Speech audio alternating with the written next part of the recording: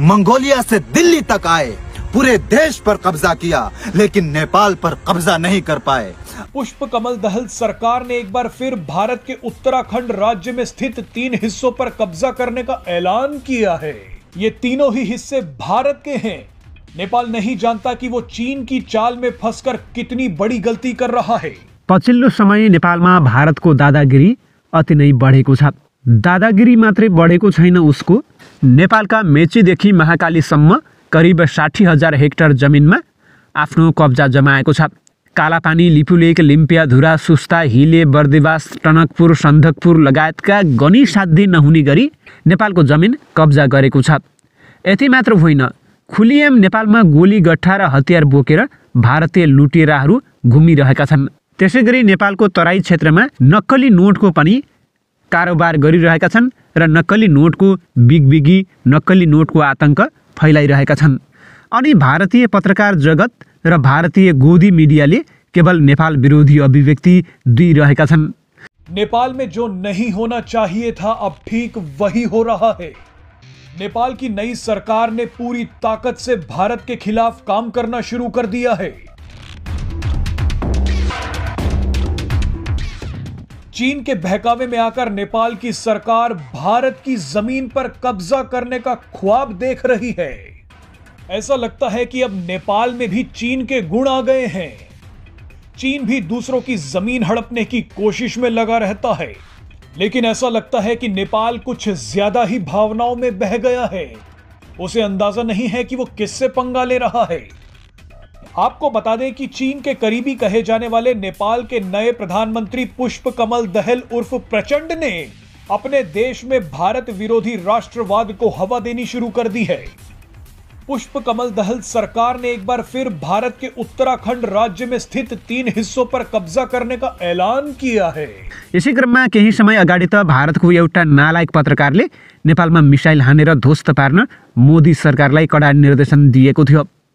नेपालले भारतसँग जोडी खोज्यो भन्दै भारतसँग भएका सबै ट्याङ्कर नेपालमा पठाएर नेपाललाई ठेगान लगाउने चेतावनी पनि दिएको थियो। तर त्यो पत्रकारलाई नेपालबाट कुनै पनि व्यक्तिले जवाफ दिने हिम्मत गरेन। अहिले आएर नेपालको अल्पसंख्यक मुस्लिम समुदायका एक हुनहार देशप्रेमी युवा नेपाल आमाका एकजना छोरा जो मुस्लिम समुदायका हुन्, उनले दिएका छन् 3 करोड नेपालीलाई चित्त बुझ्ने गरी भारत लगायत नेपालमा मिसाइल हान्न अनुरोध गर्ने त्यो पत्रकारलाई कडा जवाफ। ये पूरा सामने दिख रहा है मोदी जी, मैं दिखा रहा हूँ आपको।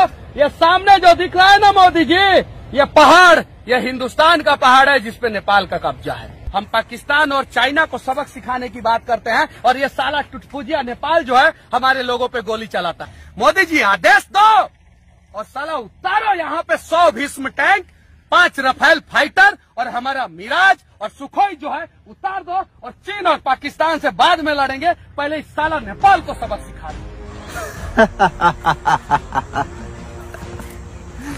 मोदी साहब, हमारे देश के गृह मंत्री यानी रवि लामी छाने ने कुछ दिनों पहले आपको यह आदेश दिया था कि भारत के किसी भी पत्रकार को नेपाल में प्रदर्शन ना करने दिया जाए। यह हमारे देश के गृह मंत्री की बात नहीं है, ये नेपाल के 3 करोड़ आवाम की बात है।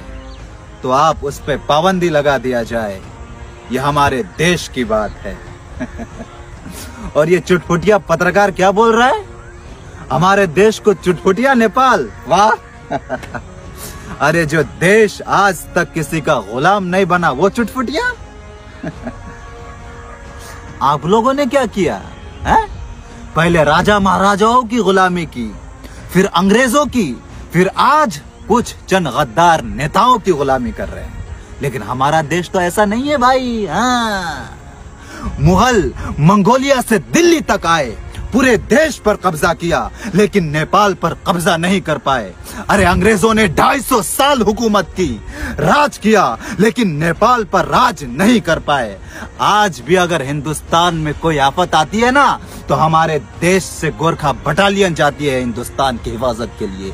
यह है हमारा देश जो आज तक किसी का गुलाम नहीं बना। अरे एहसान फरामोश इंसान को कभी होना नहीं चाहिए मोदी साहब। हाँ, मैं हमेशा कहता हूं कि भाई कोई भी मुल्क बुरी नहीं होती, चाहे वो हिंदुस्तान हो या पाकिस्तान हो, ये नेपाल हो, कोई मुल्क बुरी नहीं होती। सिर्फ उस मुल्क में रहने वाले लोग अच्छे होते हैं या फिर बुरे होते हैं। बुरे से मानिंद ये साला पत्रकार, हरामखोर पत्रकार। इसलिए मेरी आपसे मुअज़्ज़बाना दरखास्त है, नेपाल को जरूरत पड़ती है तो हम हिंदुस्तान की मदद लेते हैं, हिंदुस्तान को जरूरत पड़ती है तो नेपाल की मदद लेते हैं। तो एक आपस में मोहब्बत है, इस मोहब्बत को बिछड़ने ना दे। मैं ये दोनों देश के प्रधानमंत्री को कहना जरूर चाहूंगा, मेरी आपसे मुअज़्ज़बाना दरखास्त है, क्योंकि हर शख्स को अपनी ज़मीर से मोहब्बत होती है। अस्सलामु अलैकुम, अल्लाह हाफ़िज़।